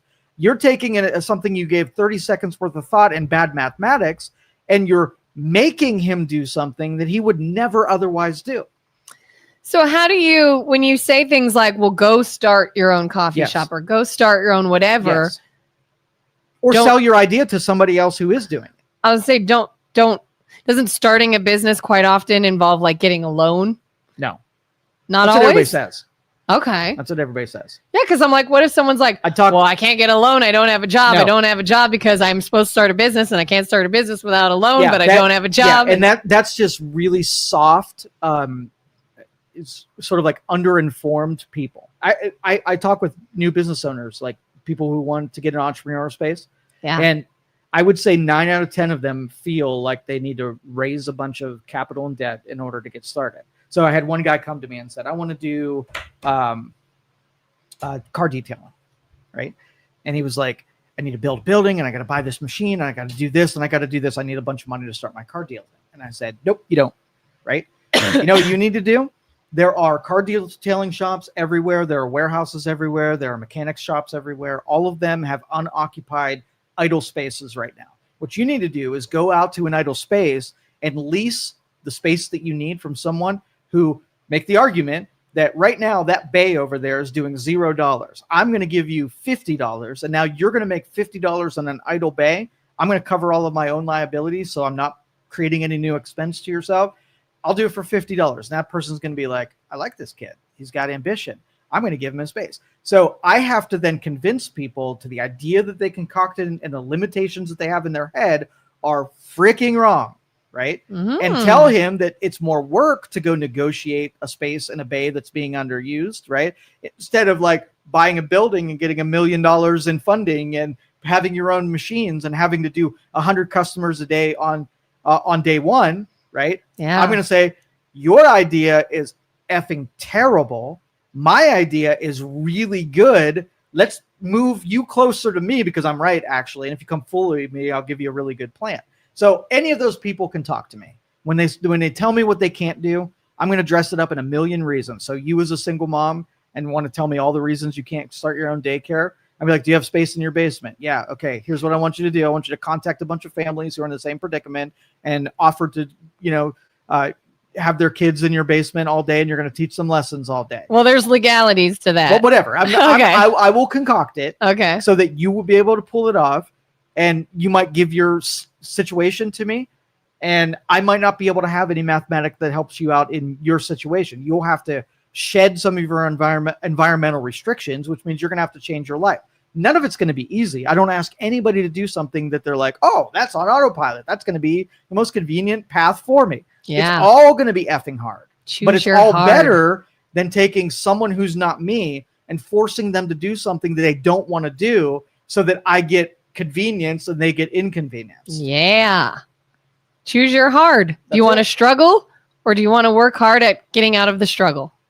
And Sean, it's the strawman argument. And I'm using hypotheticals to describe this, but you're gonna have your chance, buddy. You're gonna be able to take all of your positions, and I will be able to argue them directly. Use my examples as sort of philosophy and what you're in, what's in store for you. But they're straw men right now. But I'm not doing it in bad. I'm doing it in good spirit. Sean says this conversation is way more nuanced than you're trying to present it as. Nuance is complication, and I boil things down to simple, understandable concepts. It's not more nuance. Nuance means that resolution does not give you favor. Period. Yeah. If your only option is survive off my government or perish, you're in a bad situation. Yeah. How did you get there? Let's get you out of there as quick as possible. So the nuance, and again, this is another straw man because I'm going to tell you what I think Sean's going to say. Mm-hmm. So here's the type of nuance that drives me freaking batty, right? So I'm like, there's a bunch of women who get abortions, right? And I don't like that they get abortions. And if I can do something that takes a percentage of those and makes them so they don't occur, right? Yeah. And Sean's going to say something, well, what about rape and incest, right? The asterisks, I'm not talking about those ones, right? If I can take the 99% and just get them to be less than that number without even addressing rape and incest, I'll do it in a heartbeat. I won't not do it because there are examples that don't fit into my template. I will work on my template and get as many of them out of a system that I disagree with without forcing someone to do something they don't want to do. Again, leaving more resources for the Correct. The what's the exceptions? Yeah. I don't get that hung they up don't on the have exceptions. because everybody's doing When it. I say people shouldn't be taking so many pharmaceuticals, I'm not taking about people who have debilitating illnesses that need pharmaceuticals. I started off saying that. I'm only talking to the people who are taking pharmaceuticals that shouldn't be. I don't care about the ones at all. Like every time we talk about cutting benefits, they're like, what about the about elderly and the disabled? What about this guy? Not who we're talking about. Not nuance. It's In fact, we're trying to help the elderly and the disabled by making sure there are benefits for them. Yes. Because it's not wasted on those who don't need it. 100%. And that's the nuance that liberals really get attached themselves to, because it's the premise of all of their arguments. The exceptions make their rule rather than the other way around. Oh, you know what I used to say all the time back in the day, back before I followed all this stuff? I used to say, well, I would rather one person who truly needs it get help while 100 misuse and abuse the system than that person not get the help they need to cut off everyone else. And I never thought they need help and can't get it because hundreds are abusing the system. Like, why does it have to be one or the other? Why can't it be help those who need it, don't help those who don't? But we're pitted in that which side are you on mindset, because the people who run the system benefit off of that. Right. I'm going to make you think it's help everybody or help nobody, when that's not actually what it should be. Right.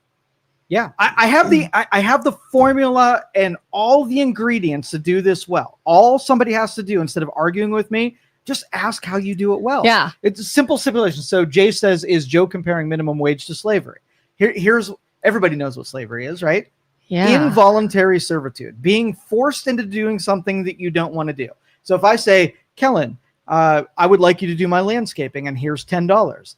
When it's voluntary, I can say, here's my offer, and you can say, okay, or no thanks. There you go. You have the ability to say yes or no. And then I'm like, oh, she didn't say no. I have to then up my bargain, and I have to say, how about $20? And you can say yes or no. So my checkbox, is it voluntary or is it involuntary? It is slavery if you're holding a group of people or even a single person against their will to do something that they don't want to do. That is the definition of slavery.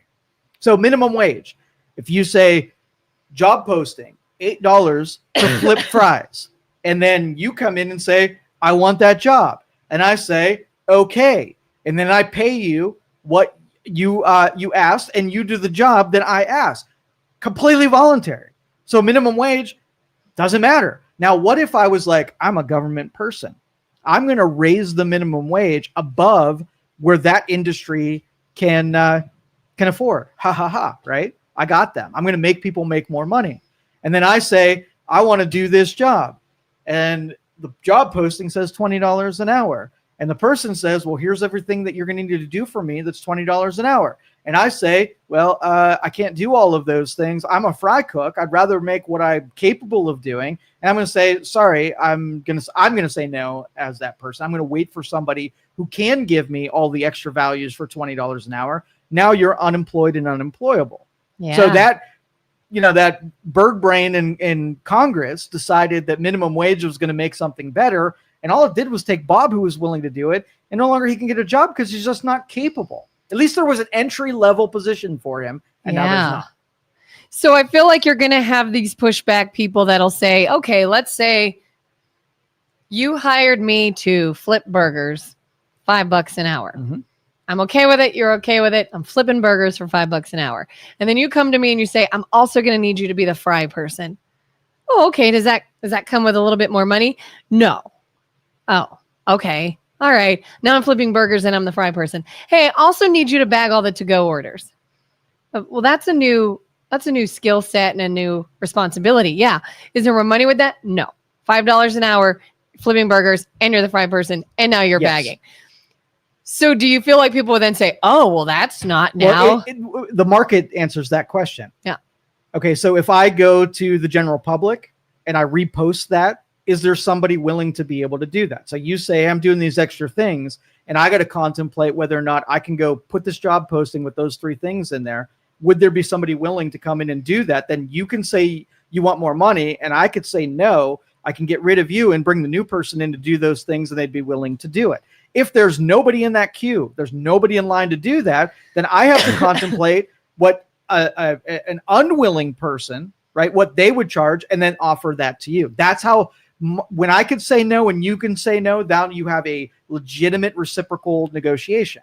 You could say those things, and I could say you no. might be able to find someone to come do all 3 for $5. Exactly. But I also may be able to take all my new skills and go elsewhere. 100%. And that's that is where we're not holding anybody hostage and against their will. You can do that, and I can do that. We're free to do it. You're free to do it. And now it's a chess game between the 2 of us. Yeah.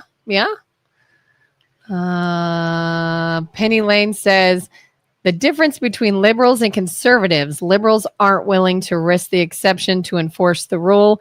Conservatives can handle that basic philosophical difference. And that is the crux of it. And honestly, I think both sides can benefit from learning from one another. Just like the people who plant the trees and nurture the trees and fertilize the trees can learn something from the people who pick the fruit off of those trees. Both are necessary. If you don't pick the fruit, then you don't have a thriving, whatever it is. Yeah. And so like the people who plant it think they're more important than the people that harvest it. And the people that harvest it think they're more important than the people that plant it. And so long that they're at odds with one another, then we're going to learn from each other's, contribution to the business. To the business. Yeah. Penny Lane says, wrong. The states with higher minimum wage have the better economies. Data doesn't support that. The states with higher minimum wages have better economies. When you say better economies, I look at statistics on economies. What do you mean by that? Like, how are you measuring what makes a better economy? Yeah. So if you lived in New York and the cost of living was $100 and you made $1,000, you make a 10x to cost of living to what you make. If you come to Ohio and you make $100 and your house costs $10, you're making a 10x to where you're living. So can you say that when you increased the cost of living, that everything costs more and it's proportional to those other economies, right? Yeah. So you have denser populations, you have a financial hub, you have more commerce happening, but how that's predicated on a minimum wage, you'd have to try really hard to draw those parallels. Yeah. And part of the setting up a trough, if you went into a plaza that had a Walmart, a Target, a Lowe's, and lots of economics happen, and you set up a Girl Scout cookie sales, right? Are the economies better when there's a concentration of economics that's already happening versus you going to a plaza that doesn't have anything in it and you comparing the sales between Girl Scout cookies when you are leveraging other people's economies and saying, wow, the economy in this plaza is a lot better, and taking responsibility for, or you taking responsibility for what somebody else is providing, kind of thing. Like there will always be people, homelessness is a good example of that. Homeless people go to big cities with concentrated wealth and they make more money panhandling than somebody who goes to Omaha, Nebraska and does the same thing. Well, Omaha probably has homeless too. Whatever. Yeah. Pick random city in anywhere. And they're going to say, well, the economies are better in the big cities. No, it's just an opportunist that got close enough to the crumbs of an economy that has inefficiencies, and the spillover waste to those things still make it sort of work a little bit. Huh. Sean says, so would you be in favor of eliminating the minimum wage altogether? There was a time during the Industrial Revolution where a minimum wage, the dynamics are this: when you have, when a company, let's just say I set up a steel mill in Youngstown and I have 1,000 positions and I have 10,000 people that would work that job. Well, what's going to happen to the marketplace when you have an oversupply of people doing labor and you have so many more jobs? Well, I can exploit the shit out of the numbers that are coming into that. I have tons of queue, and if I offer you $1 and I offer the next guy 50 cents, he's going to take it because he's comparing that with nothing. Yeah. So a minimum wage should be sort of like responsive to where we're at in our economy. so that there is not exploitation. And I don't think we've experienced an economy that needed a federal minimum wage ever in my lifetime. And I think it's counterproductive. So would this sort of be like in my example where you hired me to be a burger flipper and then you added all these things? You could find someone else to do it for $5. I could go elsewhere. But what if you came up and said, by the way, I found someone who'll do all this for $3. And now I have to be like, wait a minute, what? Like now I'm going to lose my job or go to $3? Like, would you say, okay, that's when you sort of need that minimum wage of you can't go the other direction? When there is true exploitation, when you know the numbers are on your side and you leverage those high values, that you use it to improperly deflate what labor costs, then you need a minimum wage as a counter to that.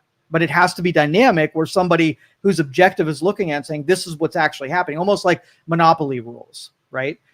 When you have a company that has too much influence and are making buys and sells on acquiring more positions, you're like, wait a minute, this can get exploitative. You got too much power and control. You're going to buy 120 newspapers. That means that you're not going to have market forces that, that are applied to you. We got to stop that from happening so that you don't acquire too much influence in your local economies. You're like, I'm the only burger flipping joint there is. Yeah. So why is minimum wage so low? Because it's not been a factor. It's never been a factor and shouldn't be. So if you can find, I think the number of people that it even affects is way less than the media would have you believe or the liberals would have you believe.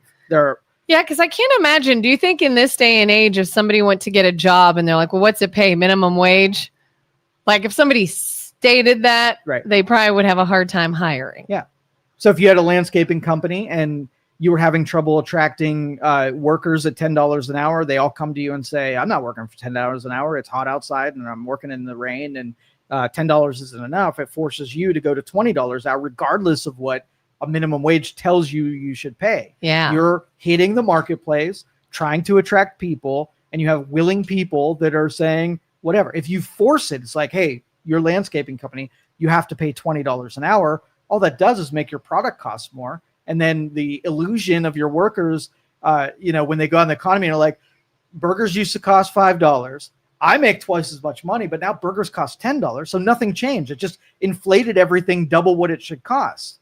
And yeah, it's an illusion. Penny Lane says, when you had said what makes our economies better healthcare, better schools, better quality of life, higher incomes. And we're talking about minimum wage? When she said the economies are better in the areas that have a higher minimum wage. Yeah.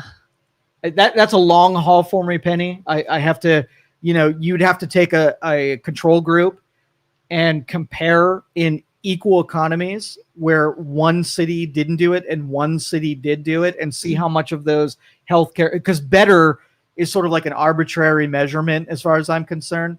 So you have to take like cities and do a direct comparison in order for me to say, yeah, minimum wage absolutely helps in that for that economy. So I just require more. I'm willing to give you the benefit of the doubt that it does contribute when you flush money into an economy inauthentically, that there's more money to be spent in those different industries. And then they therefore respond by being better schools because there's a higher tax base, being better medical care because there's more people that have money to spend in those industries. Isn't that kind of like what they attempted to do like during COVID when everybody got the, the stimulus checks or something? Yeah. Like we want to stimulate growth and right. Here's a bunch of money, go spend it in your local economy. Yeah. And that proves that point is that on the short term, you can infuse inauthentic cash into something and you have a short-term gain and a long-term loss.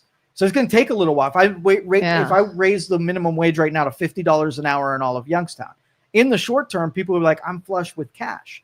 And it's going to take longer for the economy to then show all of the detriment that came with that decision. It'll take maybe 5 years. So you could say in the measurement, as soon as we gave $50, restaurant revenues went through the roof and retail went through the roof. And look at all this money that's being spent in your local economy. Until all the repo starts to happen. And then as the market reacts to that, then it sets your baseline, your 0 becomes 10, and now it's all the same again. And so you're like, okay, what worked last time is I can infuse a subsidy into the marketplace, see a net benefit in the beginning, right? I'm going to do that sucker again, because even though there were complications down the road, at least everybody was happy and will vote for me in the short term. That's sort of why politics plays these games against us, because they get into office when you promise somebody else's shit. Yeah, for sure. She says there never will be an oversupply of labor again. I agree with that. Never will be. And with AI, it'll take a lot of that. The Industrial Revolution would take somebody right off the boat. They'd use their strength and their back to get on an assembly line and do something that was hard.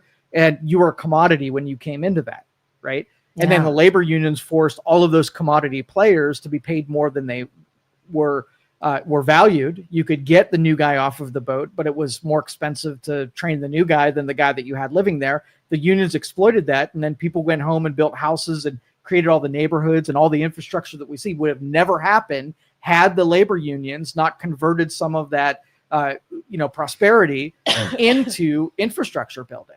But now we're not there. We're not taking 10,000 people off of a boat and immediately being able to use them in unspecialized labor. There has to be some kind of skill that you bring to the table in order to have a value in the marketplace. So it's different now. I mean, couldn't happen now, as what Penny was. Yeah.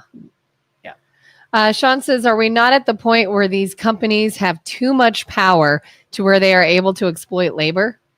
You'd have to make the argument of where it's being exploited. If it's an agreement where someone can say no and walk away, then they're not being exploited.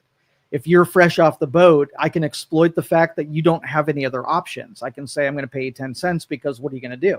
Go be impoverished on the corner.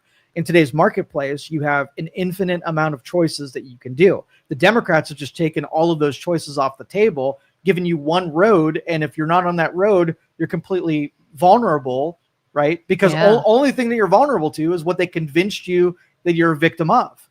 What happens if you get told no, and then you go start a business that competes with the person that told you no? If that's a pathway, then I'm a little afraid that you're just I'm just raising my competition. And if you really have better ideas, you're going to win in the marketplace. The meritocracy means that you have the ability. And the one example where I'll give Sean, credit there, is that if you truly have systemic leverage, right, you give somebody a better deal than another person. So that if I'm opening Joe's wine shop and you open Kelin's wine shop, and I give you subsidies because you're a woman, maybe of color, and you have all these benefits that I don't get, right? You have a strict advantage against me, and you're exploiting innate characteristics to now I've got to work harder than you to compete against you. And if you get in a power position when you make too much money, it would be making too much money. If you look at my balance sheet that I'm doing authentically, and you're getting government grants and subsidies for doing business, you make too much money. Too much as in more of what you make is freaking inauthentic. Yeah. Sean says, people need a roof over their head and food on their plate. You cannot afford not to take the job if that's all you are able to get. Yeah, and we are an adaptable species that can figure it out and not say, I tried one thing and it didn't work out, and now I'm at beholden by the system. Like, you cannot. I've worked with so many people who were willing to do things, right? And they all made the attempt to do those things. Yeah, I mean, obviously not everybody is stuck in a predicament. Why are some and not others? Why are some able to begin in this predicament and climb out? Like, status quo and consensus is what I'm telling you. That's why I preach so much for breaking out and being a rebel. Because as a kid, you're told, you go to school, right? And then you go to college, and then you get a job. Single path. And I'm saying, no, don't do that. Right? Yeah. Right. Don't even go to college. Don't buy that overpriced piece of paper you put on the wall. You got a brain, and all you got to do is look through society where there are things that people need, and take your skill set, develop a skill set first off, get all the education that you can put together, and go out in the marketplace and conquer some void. and then you get rewarded because you saw a void and you filled that gap, and then you played the marketplace. But we have 90% of the kids that come through that says it's somebody else's responsibility to fit me in a place and then handsomely reward it. That's a bad plan. Oh, I hate when I hear people that like made a poor life choice, then complain about how difficult their life is and how others aren't helping them. Like, I remember hearing someone complain like they were mad at their parent for having to go to work and taking a new job where they can't watch their kid anymore. Yep. Well, my parent was going to watch my kid, and now that's ridiculous. I can't believe they would do that to me. And I was like, was it their responsibility to take care of your kid? Like, really? Yeah. But that's normie thought right there. And it is all of our education system is basically frying the brains of adaptable people who have the ability to figure things out for themselves. Survival cognition keeps people stuck. You can't negotiate your way out of survival mode, and expecting someone to start a business is privileged thinking. Most employees don't know how to exit survival mode, and many won't try because the unknown feels riskier than the struggle they already understand. Business owners start from a different place. They know permits, filings, timelines, risks, and who to call for help. The real question isn't why won't they just build a better business. And you're right. And that's sort of like the disadvantage from taking a snapshot of where we're at. If you had a bunch of flamingos that are already being fed and I've got to figure out how to make them not dependent on a system that broke them, like it's a hard haul to figure out how to rewire people's brains to not be stuck. Like they're wired to be stuck by their family and culture and academics. They're not, we're adapt. Like if you just took all of environment out of it and we're like, I'm a human being and I have instincts and I have survival ability. You can compare the person who had no influence from the systems that failed them and decide whether or not you break the failed people out of the system that didn't have their best interest and put them in a disadvantage where now they don't have anything familiar and they don't have power and they don't have finances and they don't have leverage, but at least start reconditioning them to be a survivor, right? Versus somebody who's completely dependent. You take their food away and now they're spinning on the floor and saying, I got my person who had no advantage. You have this person who had advantage, but it got taken away from them. Who's going to win? Well, it's my person that's tougher, strong, and that's why I'm always going to advocate for that. So it's not so much someone might say, oh, it's not easy to just build a business. Okay, it's not maybe, but you're saying I'm giving you another idea. Yes. Whereas your idea is, or just stay stuck. Yeah. And if you choose to stay in the machine that has bad math involved, then you're going to be a victim of that machine and you're going to vote Democrat the rest of your life. And they're going to vote all the goodies that they can in your direction. And they're going to basically confirm that you're a victim and you couldn't help it. And I'm going to take my guy that I completely break out of the system, teach how to survive on their own. And let's compare it at the end of the experiment. Who's going to be, the victim's going to be convinced, but they're going to be made no better. The survivor is going to get stronger and be able to win. And you can't argue with the outcome. I can make any breakout person survive once they get outside of the system. Ooh, confident. Interesting. I can. And so, for instance, like let's just say the person that is in the struggle where they're contemplating doing the business thing. You know what I did when I was contemplating the business thing? What? I spent 9 hours a day learning everything I didn't know, right? I picked up business books and wherever my voids were in my education, I filled them in on my own. You take the victim and they're going to decide they can't do anything about it. You think they're going to pick up a book? Think they're going to sit down with SCORE retired people and ask them about their business and how they did it? You think they're going to come and get mentored by me? No, they're convinced that they can't do it anyway. So where are they going to spend their time? So if you compare where I spent my time, you might call it privilege. I call it that I wasn't listening to all the people that said that I should lay down and just be a victim on it. I decided not to do that because it was a bad plan. So all those people got to do is say, okay, I'm probably not a victim. People have been surviving in this country for, 200 years now. They all figured it out in their own way. Either I'm going to join the thing that's going to tell me that I, just take my hand, just pet me on the head and say, you're good enough and strong enough and you're never going to do it. So let me take care of you. Or I'm going to be a survivor and I'm going to go get my kills on my own and it's all going to be mine.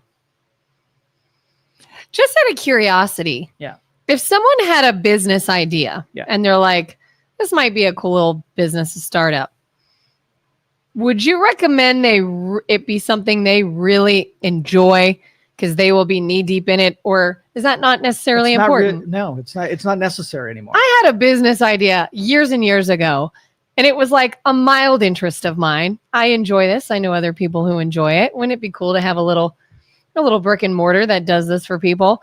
And then I realized I don't want to do that for long. So I'm not going to do it because I just assumed, oh man, my life will be consumed by this for years because it's so my business. That's sort of like that. Two separate questions. So you have the psychologies that will allow you to do something long enough to stay in the game until it comes to fruition.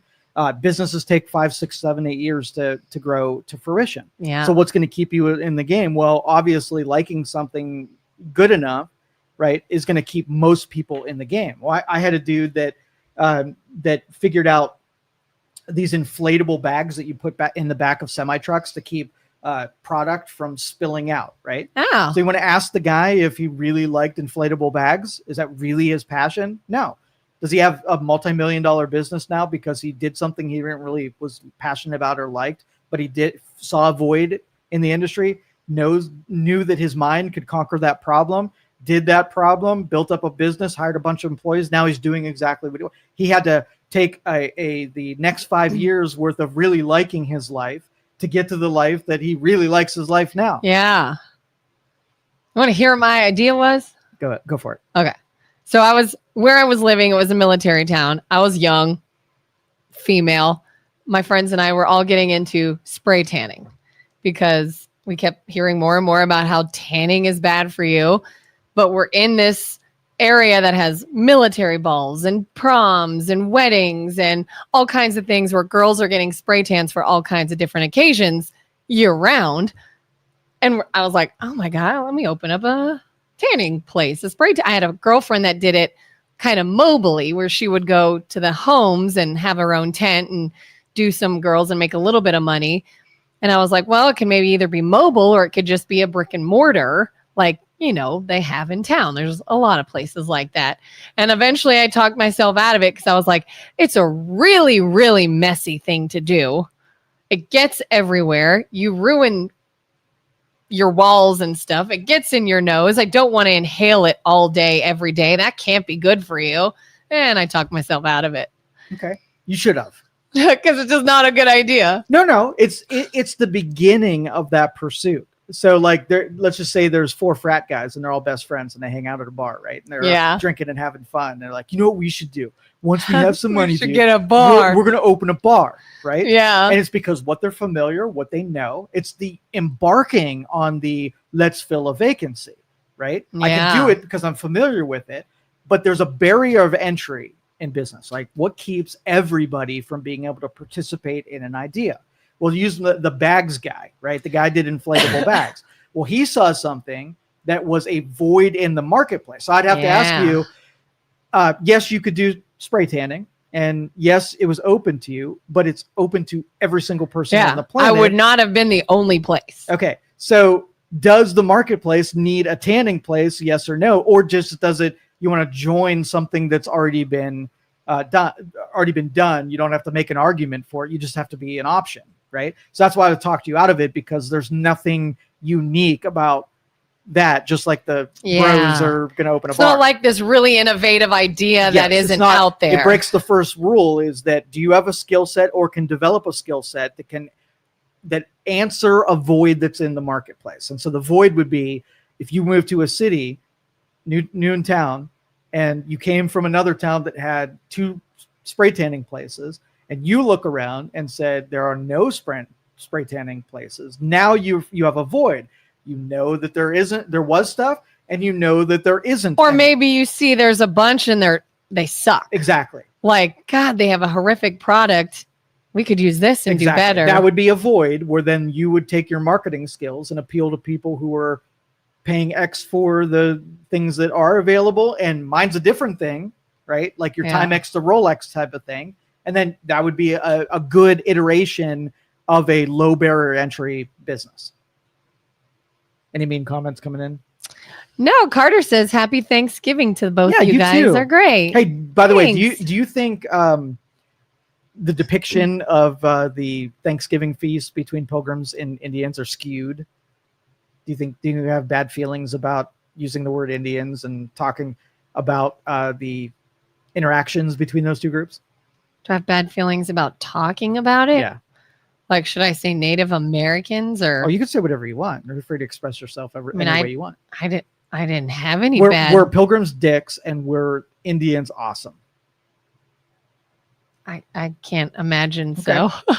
It's a discussion like in classrooms. If you pick up a 5th grade class and you're teaching what happened here, there's a lot of schools that really they don't want to say one thing or the other, right? You don't want to take what the pilgrims did, and you don't want to take what the Indians did, and you don't want to take a version of history that makes one side better than the other. Yeah, right? They both had their own reasons and did their own things, and it's not like good guy versus bad guy. Right.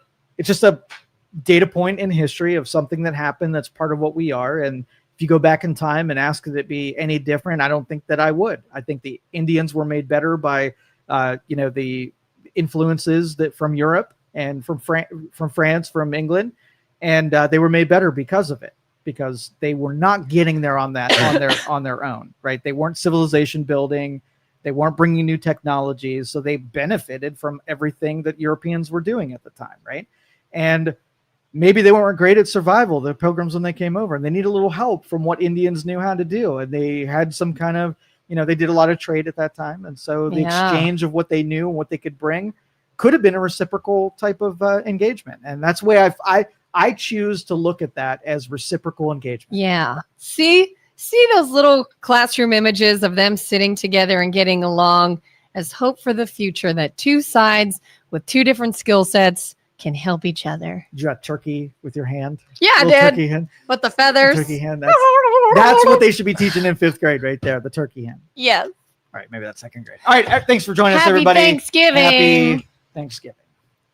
Thank you for listening to this show on Youngstown Studio. This is original Youngstown content. Feel free to share our videos and tell your friends about us. Don't forget to subscribe